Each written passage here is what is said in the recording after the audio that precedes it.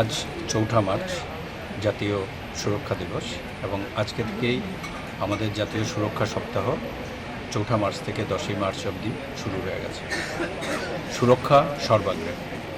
আমরা সারা বছরই কাজের ক্ষেত্রে সুরক্ষার দিকটা খেয়াল রেখে চলি, কিন্তু জাতীয় সুরক্ষা দিবসে আমরা সবার কাছ থেকে কমিটমেন্ট নিই, আমরা প্রতিজ্ঞাবদ্ধ হই যেন সারা বছর আমরা সুস্থ থেকে সেই কাজগুলো করতে পারি।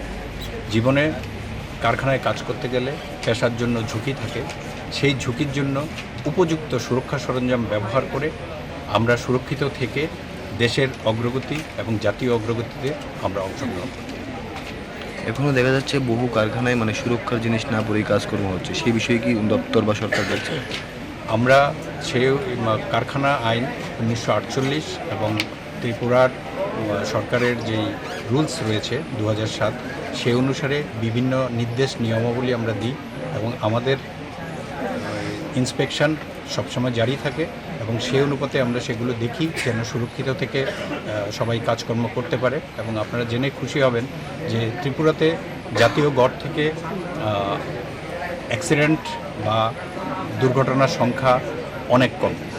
যারা এখনও এই আইন মানছে না, তাদের বিরুদ্ধে কি ব্যবস্থা করছেন বা সরকার? আমরা সেখানে যাই, যদি দেখি কোনো নিয়ম এবং অধিনিয়মের উল্লঙ্ঘন হয় আমরা ওনাদেরকে সময় দিই সেগুলো সব কিছু ঠিকঠাক করে নেওয়ার জন্য। যদি কোনো জায়গাতে কোনো অসুবিধা হয় আমরা তারপরে ওনাদের নামে আমরা কোর্টে ওনাদের নামে কেস করি এবং সেই অনুপাতে ওনাদের শাস্তি দিই।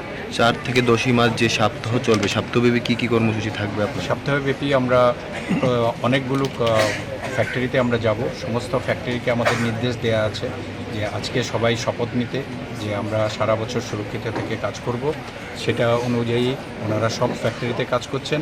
আমরা পুরো রাজ্যের অনুষ্ঠানটা আজকে আমরা নর্থ ইস্ট এলএলপি, প্লাইউড এলএলপিতে আমরা করছি এবং এখানে 5-6টা ফ্যাক্টরির বৈজয়নগর এবং ব্যাম্বু পার্কের আশেপাশে যারা আছে শ্রমিক বন্ধু, যারা দেশ গড়ার কারিগর, ওনাদেরকে আমরা উদ্বুদ্ধ করব, মোটিভেট করব, কারণ আমরা বিশ্বাস করি যে সেফটি যদি কোথাও ইনভেস্ট করতে হয় শ্রমিকদের মধ্যেই সেটা ইনভেস্ট করতে হবে এবং সেই হিসাবে আমরা সুরক্ষিত থেকে আমরা কাজ করতে পারবো। দেশ এবং অগ্রগতির জন্য আমরা এগিয়ে যাব।